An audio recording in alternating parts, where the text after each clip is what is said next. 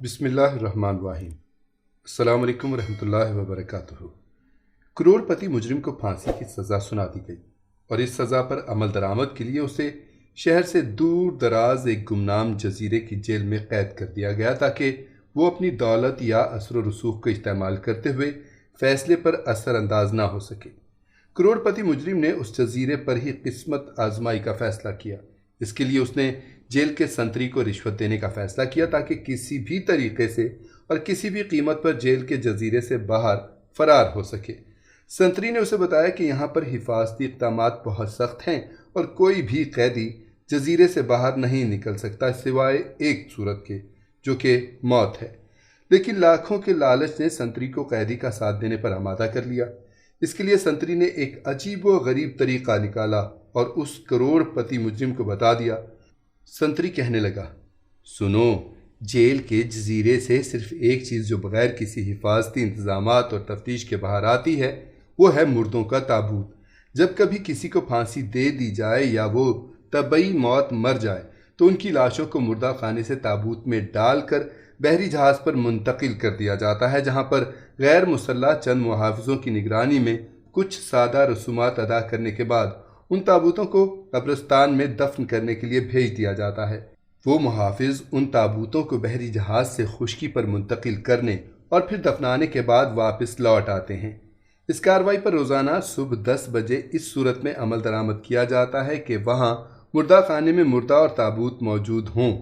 آپ کے فرار کا واحد حل یہ ہے کہ اختتامی لمحات سے پہلے آپ کسی طرح کسی ایک تابوت میں پہلے سے مردہ شخص کے ساتھ لیٹ جائیں۔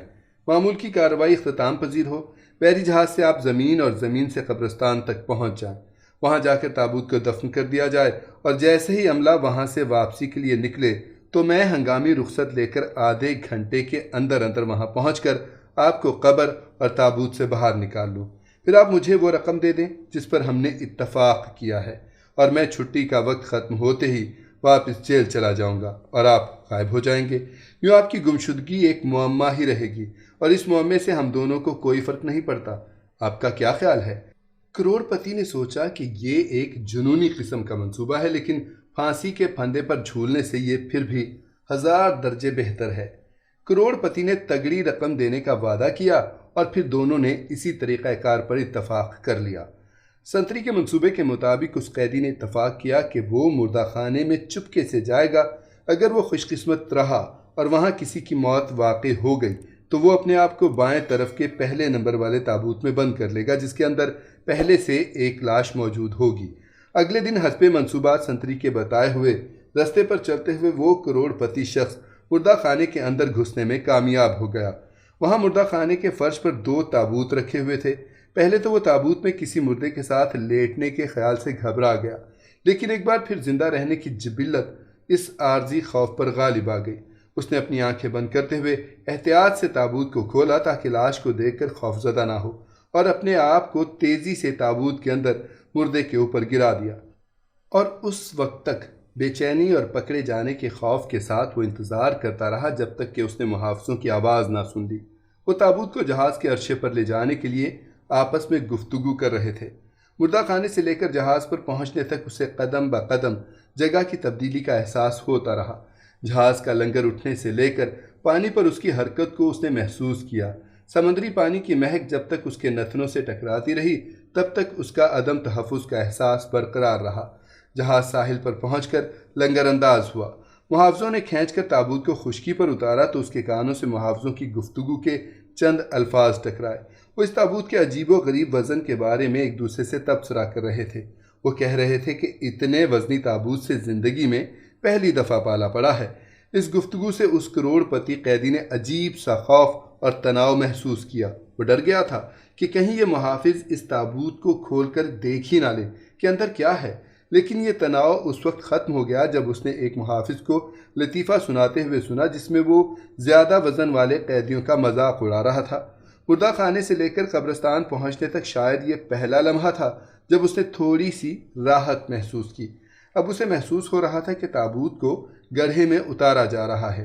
چند لمحوں کے بعد اسے تابوت کے اوپری حصے پر مٹی کے بکھرنے کی آواز صاف سنائی دے رہی تھی اور محافظوں کے بولنے کی آواز آہستہ آہستہ کم ہوتے ہوتے ختم ہو گئی تھی، اور اب اس اندھیری قبر میں وہ ایک عجیب صورتحال سے دوچار تھا۔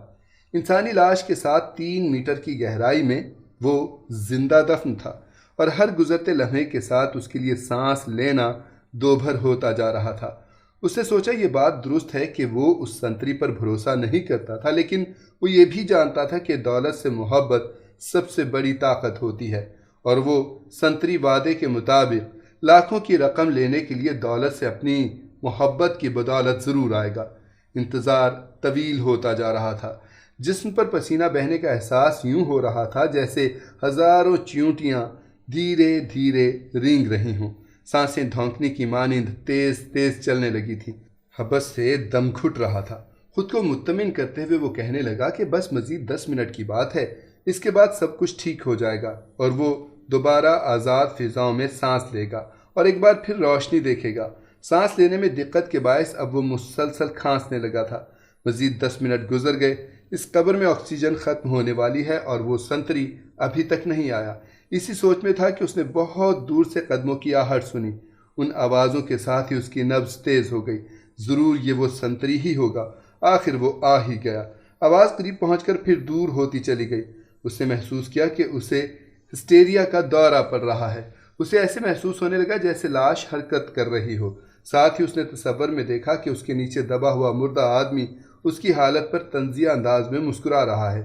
اچانک اسے یاد آیا کہ اس کی جیب میں ماچس کی ڈبیا ہے، اور تیلی سلگا کر وہ اپنی کلائی پر بندھی گھڑی میں وقت دیکھ سکتا ہے کہ سنتری کے وعدے کے مطابق کتنا وقت گزر گیا تھا اور کتنا باقی ہے۔ اسے امید تھی کہ سنتری کے بتائے ہوئے وقت میں سے ابھی چند منٹ باقی ہوں گے۔ جب اس نے تیلی سلگائی تو آکسیجن کی کمی کے باعث مدھم سی روشنی نکلی۔ شعلے کو گھڑی کے قریب لا کر اس نے دیکھا تو پتہ چلا کہ 45 منٹ سے زیادہ کا وقت گزر چکا ہے۔ گھڑی میں وقت دیکھ کر اب وہ حقیقی معنوں میں خوفزدہ ہو چکا تھا۔ ملگجی روشنی میں اسے محسوس ہوا کہ اس کا چہرہ مردے کے چہرے کے بالکل قریب ہے۔ اس نے خود سے سوال کیا، کیا مردہ شخص کا چہرہ دیکھنا اسے مزید خوف میں مبتلا کر دے گا؟ تجسس اور خوف کے ساتھ اس نے اپنی گردن موڑی، شعلے کو لاش کے چہرے کے قریب کیا، اور دہشت کے مارے اس کی ریڑھ کی ہڈی میں سرد لہر دوڑ گئی۔ مرنے سے پہلے اس نے دیکھا، یہ تو اس شخص کا چہرہ ہے جس سے زندہ دیکھنے کی امید میں وہ یہاں زندہ دفن تھا۔ وہ اسی سنتری کی لاش تھی۔